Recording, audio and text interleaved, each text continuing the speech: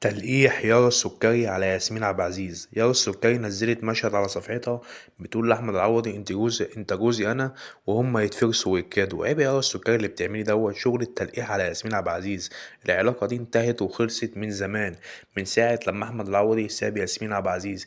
عيب بقى ايه انت هتتجوزي أحمد العوضي، ألف مبروك والكلام دوت، وأبو أحمد العوضي أكد على الكلام، بس ما تجيبش سيرة ياسمين عشان ياسمين دي وحش الكون. ياسمين دي هي بصوا هي في حتة وانتوا كلكم في حتة تانية، عشان اقسم بالله العظيم اللي حصل ده ما ينفعش يا جدعان. وعيب التلقيح بين يارا السكري واللي عملتيه على صفحتك وشغل تعاطف الجمهور والكلام ده، عشان ياسمين عبد العزيز الناس كلها بتحبها والناس كلها واقفة معاها رغم اللي حصل. وان شاء الله ان شاء الله ياسمين عبد العزيز هتعمل مسلسل السنة الجاية هتكسر بيه الدنيا، وفيلم في العيد مع احمد السقا هتكسر بيه الدنيا. يلا بينا. ياسمين عبد العزيز نزلت مقطع بتقول ايه اللي دخلكوا في حياتي وبتلقح عليا. ايوه بتلقح عليا علشان بالي كام فيديو مش بهاجمها، بس هي شافت ان دوت هجوم عليها. انا كنت بقول تعاون محمد رمضان مع ياسمين عبد العزيز والشركه بتحاول تقنعهم هما الاتنين.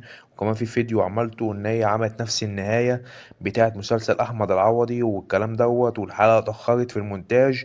بس هي الحلقه ما اتاخرتش في المونتاج، بس هي لغت النهايه وقلدت نهايه مسلسل احمد العوضي. كل ده انا قلته بس هي هاجمتني بالفيديو. خلك كده في ايه استنى ايه يا جدع على فكره اسمع ما تقصدش اصلا بكلمك دلوقتي برضه بقول لك ما تقصدش، بس انا بقول لك معيش فانت تيجي بس ماشي انا خلاص. خطوبه جديده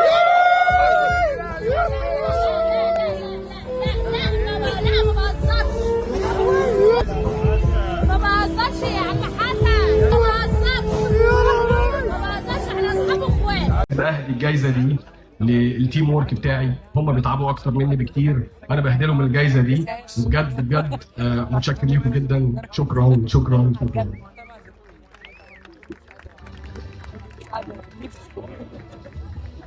جائزة النجم الذهبي.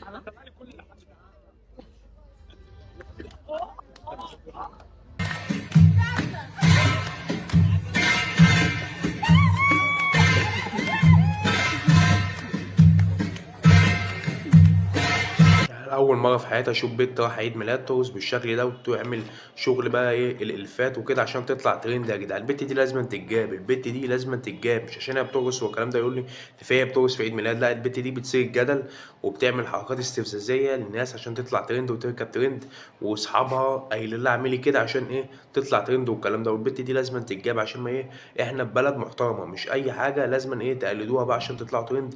والبت بترقص بص على الطبله، على الطبله واحده ونص اقسم بالله.